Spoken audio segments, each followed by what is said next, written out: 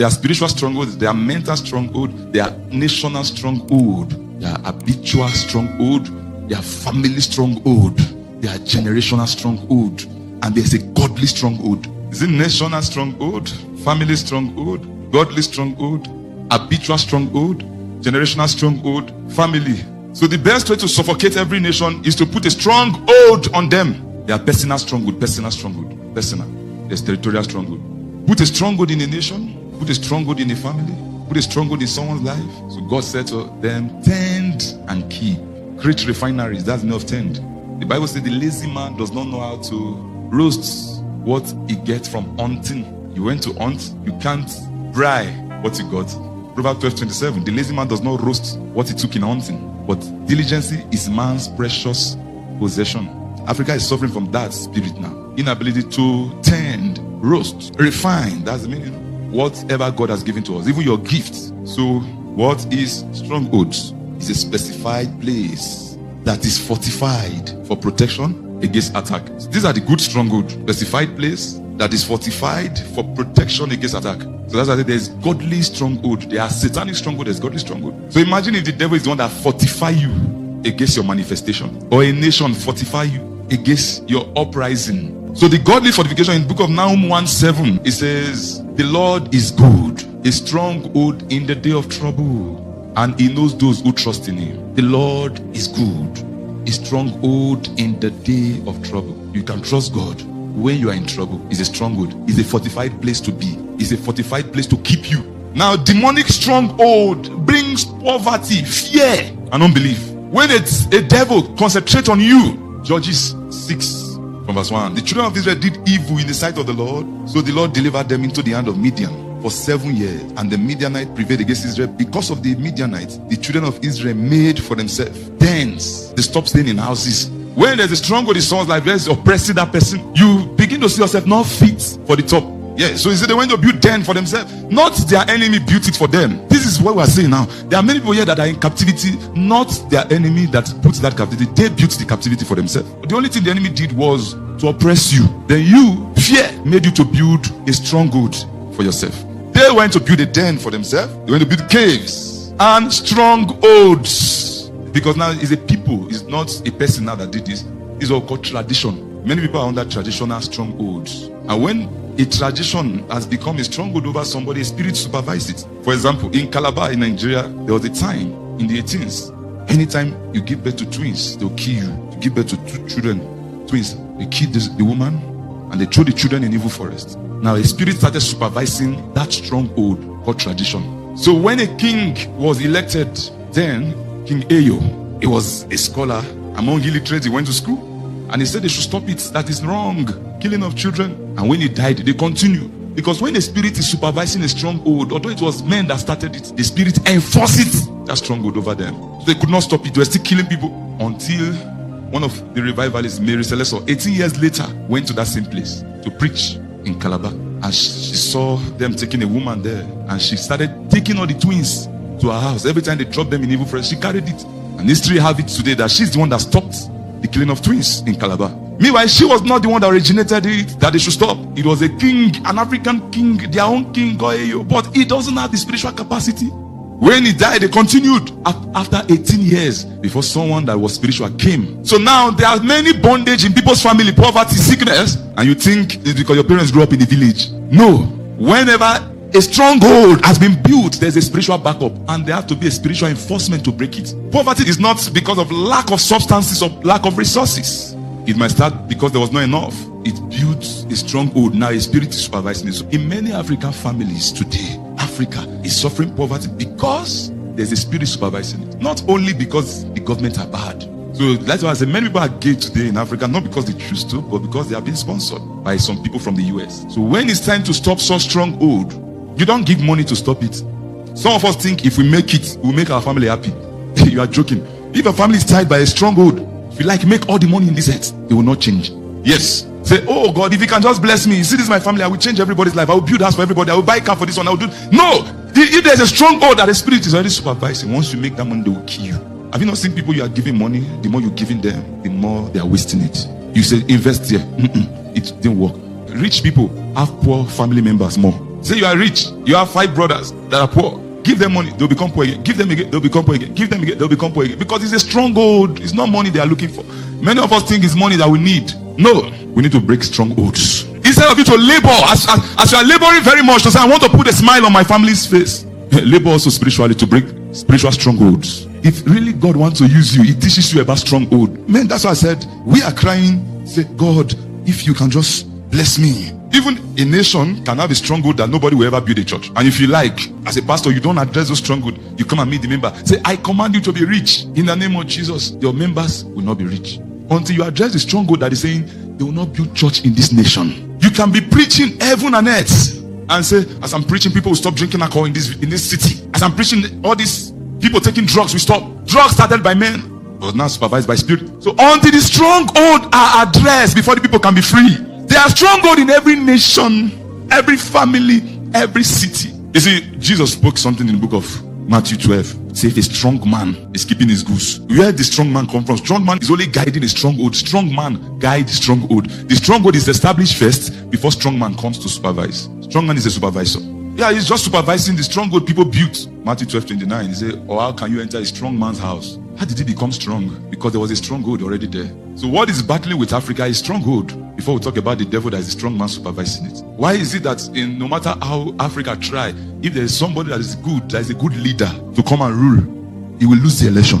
If you like carry paper and be walking around the street, say we no go agree, we no go agree. That's not the issue. Say all of us, we are going to vote. This is the man we want. This is the man we want. This is the man we want. And after everybody finish voting, while you are sleeping, somebody just say, this is the new leader. Because there's a strong hold. And now they will bring, sometimes they bring a human strong man over the nation to be the president. So if you target the stronghold, then the strong man will scatter. Africa is a place where there are many. If we start the hierarchy of Africa, you know, when Achan stole, they casted lot to all Israel, from the whole of Israel. Then they went to the tribes. Then they went to family. I'm saying there are strong men in a nation, in every tribe, in every family. So what I'm talking about the president, I'm also talking about your family. Any family, they say, let us train our children in school. Let us train them in school. Let us give them the best academic. Oh, the father is hustling, the mother is hustling, just to make sure that child goes to school. All the children go to school. They'll go to school and become a problem. Some of them get bad friends in school because there's a stronghold. In fact, they go to school, they don't understand what they are doing in school because there's a stronghold. The devil will try to always make you think what you need is resources. Remember, I said the strong man is keeping goose.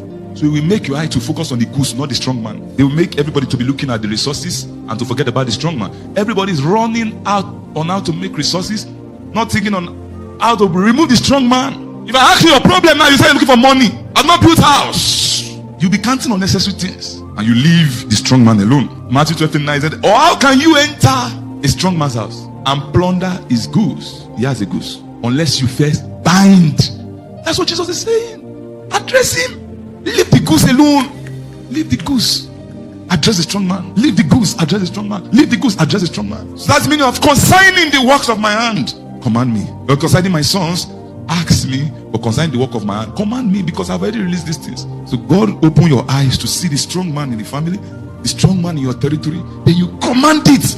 I will not be your slave. All the children of Israel, they came to the battle line, and the word they were seeing was Goliath. For 40 days and 40 nights. For 40 days and 40 nights, he was ranting. Say, choose one man among you to come and fight me. I will abuse you. He was talking to them, and are you slave of Saul? That's what he was telling them. He was the strong man. And all of them were running kitty until David came. And the first thing he said is, how dare you defy the armies of God? So he forgot about that man's size. So it's the defilement you are bringing that's what is paining me. How can the uncircumcised Philistine be defiling the armies of God? So the armies of God are misbehaving because Goliath was defiling them with his mouth. That's called stronghold. So people are misbehaving in your family because there's a strong man defiling the family. When he saw David, he did the same thing again. He have used his word of his mouth to defy the armies. When he saw David, he said, I curse you with my God. He's defiling him also. So the reason why the armies were scared is not the size of Goliath, it's because he defied them by his words. Your family is misbehaving, fighting each other, confusion, because there's a power speaking defilement into that family. A strong man creates strong oaths. Say, I curse you today with my God. Today, I will feed your carcass to the birds. And David replied, come to me with your spear and everything. I come to you in the name of Jesus. In the name of the God of Israel, whose army you have defied.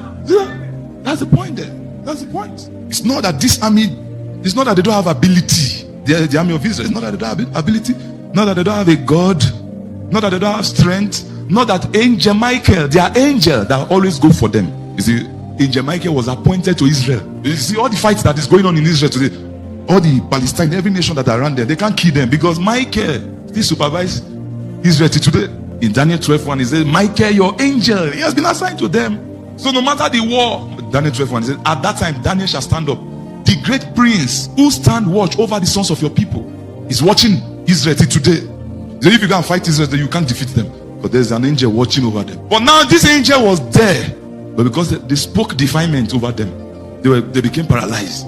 Abilities paralyzed, resources paralyzed, strength paralyzed, their faith in God paralyzed, everything paralyzed, because a strong man spoke a stronghold over them. Whose army you have defied. But God showed me that many people are prayer warriors inside stronghold.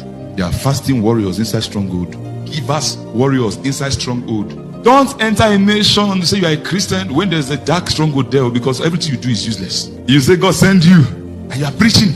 Your preaching is in vain when there's a stronghold in that nation. Your preaching is in vain in your family when there's a stronghold there. Because what makes people not to hear God's word is not them, it's a stronghold that is governing the nation there. So if you like, heal the sick, raise the dead, prophesy, do anything, the people are still arrogant, still rebellious. Until you target the stronghold, identify the strong man, then your job will become easy. God is saying we should wage war against demonic stronghold today. For example, the Bible said in 1 Samuel 5 from verse 1 that said, then the Philistines took the ark of God and brought it from Ebenezer to Ashdod. When the Philistines took the ark of God, they brought it into the house of Dagon and set it by Dagon. And when the people of Ashdod arose early in the morning, there was Dagon falling on his face to the earth before the ark of the Lord. So they took Dagon and set it in the place again. Their gods fell before the ark of God. And when they arose early the next morning, there was Dagon falling on his face to the ground before the ark of the Lord. The head of Dagon and both the palms of his hands were broken off on the threshold. Only Dagon's torso was left of it. Now, do you know what's enough torso? You see, let me advise you, because some of you just go to the market, you just see something and start buying. Anything you see an artist made, an image they make, a statue they make, and it does not have hand, neck, and yet it's a sign of Dagon. You see now, you just buy it and put it in your house. It's called torso. The young child was always fainting, and they took the child for deliverance. Hospital everywhere, they have treated that child. Different prescription, nothing was changing. Until the child went for deliverance. And while the deliverance was going on, the Lord spoke to the man of God. There's a chain the child is wearing. Told the man of God, said, open that chain. And they broke that thing open. And they saw an inscription on it, I love Satan. Who gave you? My grandmother. That is how that child stopped fainting. So the book of Ecclesiastes 8:1 said, who is a wise man who knows the interpretation of things? Who is like a wise man and who knows the interpretation of things? So if you see a torso, you just see an image, an inscription. Many inscriptions you are buying in your house are demonic. You must know that artists are inspired to draw. And the best way to bring an image from the realm of the spirit to the human realm is through artists. So many images you just buy in your house, you see a naked girl lying like this. There's one pastor, those days, I used to go to his house. In this country, he's a pastor. And then if you finish praying, I will sleep in the sitting room. When I came new to the country, I was sleeping in the sitting room. Now in his wall in the house, there is that naked girl. It's not real naked face. Like, I don't know how the artist did that, but you will know that there's a girl, there's a breast, there's bum there. Every night I slept in that house, there's always a spiritual trying to sleep with me. That time I was free from them already.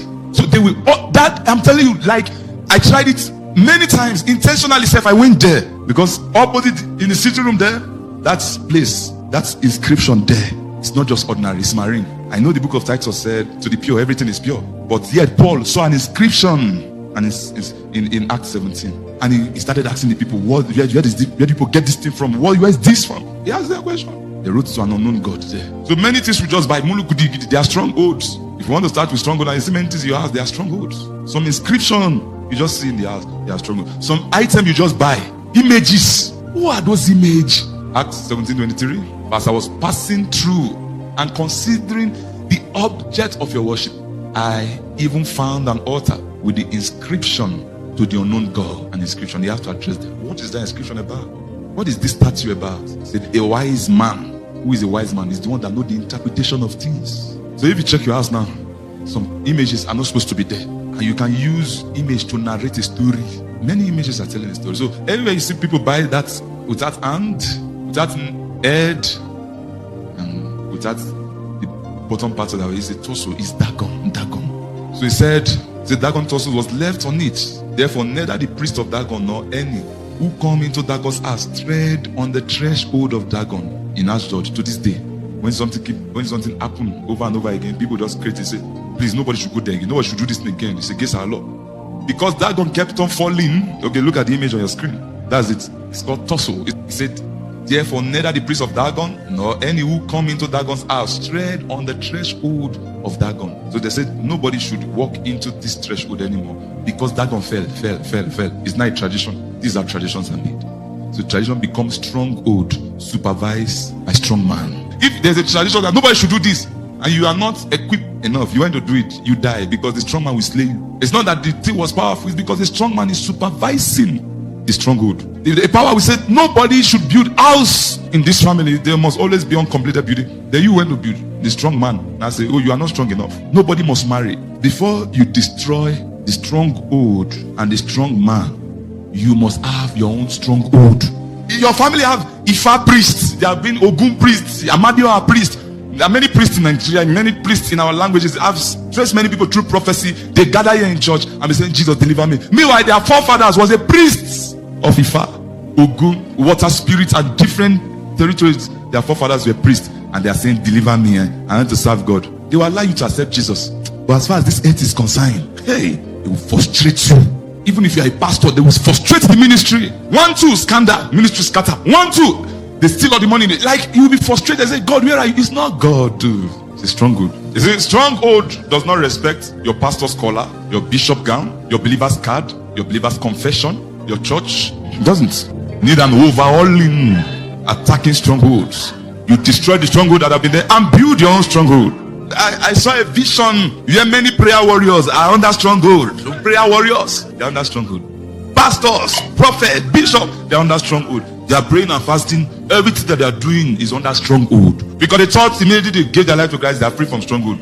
They have become pastor, they have become bishop, they have become prophet, they are under. No, their stronghold is still there. See, these are people robbed, plundered, in prison houses. No one say restore. Nobody touch the stronghold. When you see this is a stronghold, they always warn you, don't touch. If it's in your family, they say don't cross this place. If it's in physical realm, they say a place where there's high tension, electricity, they advise you, that place is stronghold, don't go there. Let me show you one man that wanted to penetrate into those people's stronghold. See what they did to him. In Judges 9 from verse 46, this is Abimelech. Now when the men of the Torah, because he was destroying the men of Shechem. Now when all the men of the Torah, he was fighting war, he has destroyed all their village, destroyed everything in their land. Then all the people, because in every city in those days, they build stronghold for battle. In case they have killed them, the army, they are losing. All the nation, they run back to their stronghold. That's what they do. And those days, if people run to their stronghold, you don't destroy them, you leave them. You just catch them as slaves. That's the worst thing you should do to them. Don't destroy anybody's stronghold. That's how every nation had a stronghold in those days. If they go out for war, they are losing, they kill all their soldiers. Then the people start invading their nation. People run to the stronghold, they lock themselves up there. Now, according to war, if you see people that mean they have surrendered, they run to their stronghold, just wait for them. They should be hungry until they come out. Hunger will bring them out. Now, Abimelech saw these people run into their stronghold and he still went there. Let's read. Now, when all the men of the Torah of Shechem heard that they entered the stronghold of the temple of the god Berit, and it was told Abimelech that all the men of the Torah of Shechem were gathered together. Then Abimelech went up to Mount Simon, he and all the people who were with him. And Abimelech took an axe in his hand and cut down the bough from the tree and took it and laid it on his shoulder. Then he said to the people who were with him, what you have seen me do, make haste and do as I've done. So each of the people likewise cut down his own bough and followed Abimelech, but put them against the stronghold, set the stronghold on fire above them. So they put fire around the stronghold where all the people are. They locked them inside, so that all the people of the Torah of Shechem died, about 1,000 men and women. Then Abimelech went to Tibes, and he encamped against the Tibes and took it. But there was a strong tower in the city. And all the men and women, all the people of the city fled there and shut themselves in. Then they went up to the top of the tower. So Abimelech came as far as the tower and fought against it, and drew near the door of the tower to burn it with fire. But a certain woman dropped a upper millstone on Abimelech's head and crushed his skull. He came to a stronghold of a people. This mighty army, terrorizing nations, killed many people. But he went to the stronghold of the people, and a woman used grinder. She just dropped it from up and he scattered his skull. Because strongholds are no-go area. He said, then he called quickly to the young man, his armor bearer, and said to him, draw your sword, kill me, lest men say of me, a woman killed him. So his young man thrust him through and he died. He was trespassing stronghold, and the woman killed him. Now, how do you build a stronghold? You see, the commandments of God is how you build a stronghold. Then commandments should be practiced, not applied. That's how you build a stronghold. If I say, hey, City of Truth, are you ready? Yes. I say, every midnight now, make sure all of you are praying by 1 o'clock. Say, okay, we're excited. Today, everybody woke up in the night, 1 o'clock, start praying. Pray. You did it 1 day, 2 days, 3 days. From the 4th day, you left it. You know what you did? You applied it. But when you continue doing it forever, it's called practice. You find out that why many people are not getting their deliverance. They apply instruction, they don't practice instruction. You don't build a stronghold by application, by practice. Nobody win trophy by applying, they win trophy by practicing. They know you for it. So practicing is different from applying. When God wants to use you to destroy stronghold, you don't apply prayer, you practice prayer. You don't apply instruction, the commandment of God. You don't no longer apply, say, oh, today I applied it. No, you practice it. They know you for it. Yeah, you don't say, today I did the fasting. Today I prayed the prayer. Today I avoid women. So you just have, only today. When there is a battle in your family, God will tell you, you have to apply this. And you have to practice. Commandments should be practiced, not applied. Just imagine today they told you, don't pass red robot. And you just apply today. Then another day, just like, laws should be practiced, not applied. Because to break a stronghold, you need a powerful law of God. You need a powerful word from God, a command from God. It's called the Ancient of Days because he knew who started that stronghold in your family, what they did. So he can tell you, for so and so season in your life now, don't do this, just do this. You just have to be practicing it. All of a sudden you are just free, you don't know how. Say, what happened? Because you build a stronghold against stronghold.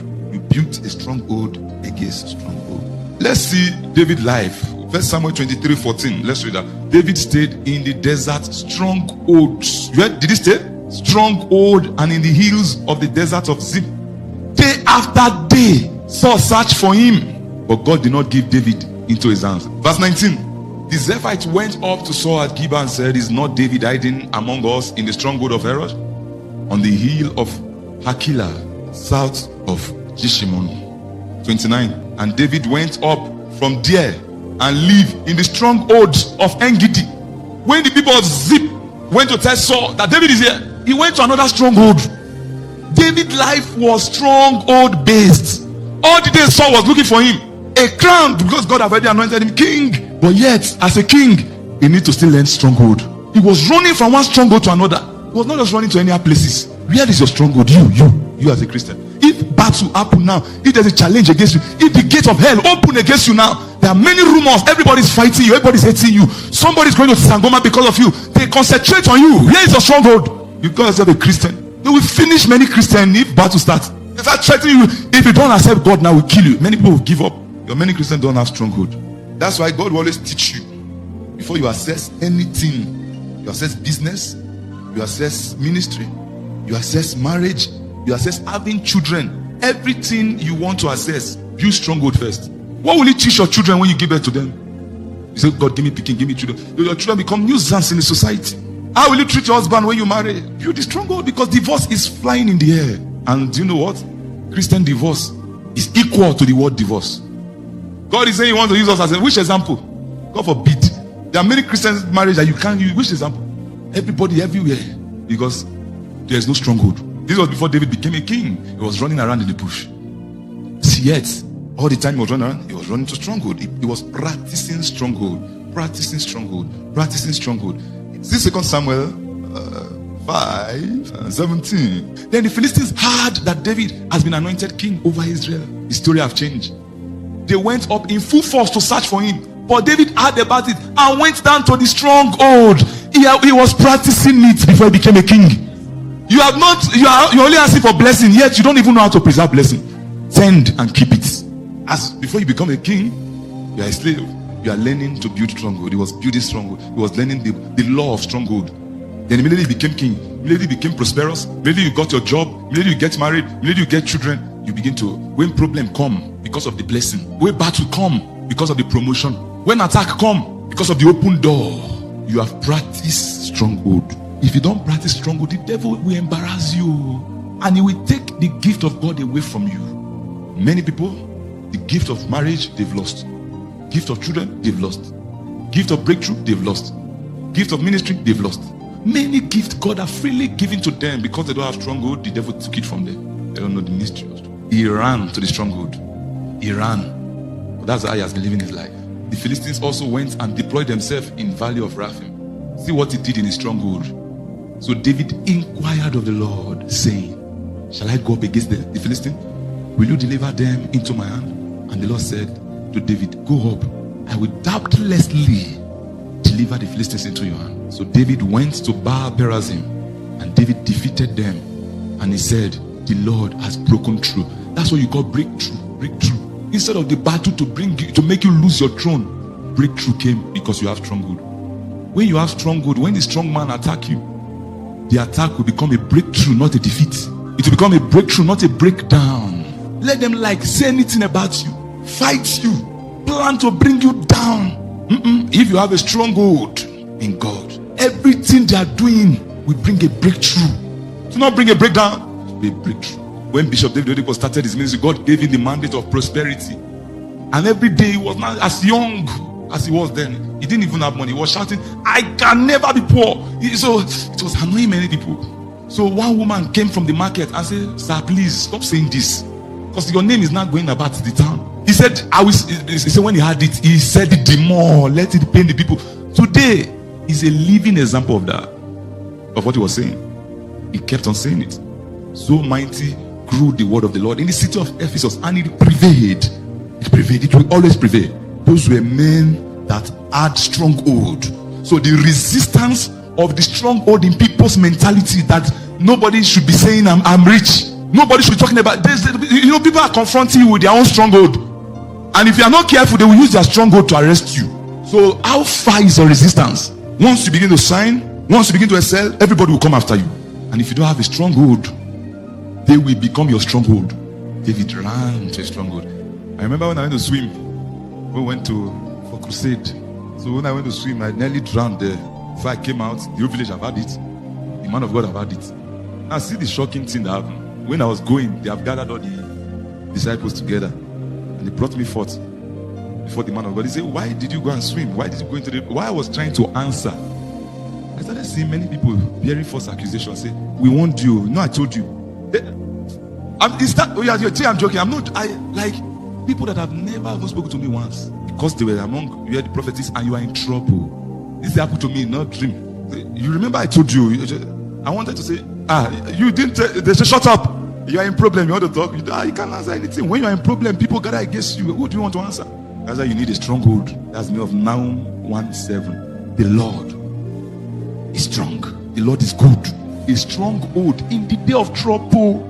He knows those who trust in him. Sometimes a word God said to you is your stronghold to come out of oppression. It didn't just come. When you have a stronghold, some prayer you do, you don't even pray for defense because you are protected already. How many demons do you want to fight? Before God sent me into deliverance ministry, and he created a stronghold, there were a series of assignments he gave me to do. When I have not done that, let me tell you what happened to me. As I said, I went to pray for somebody that had blood in the nose. It came back to me. Many people I went to pray for, both those that nearly mad, the thing came back. I nearly mad also. Until he built the stronghold, he taught me the stronghold.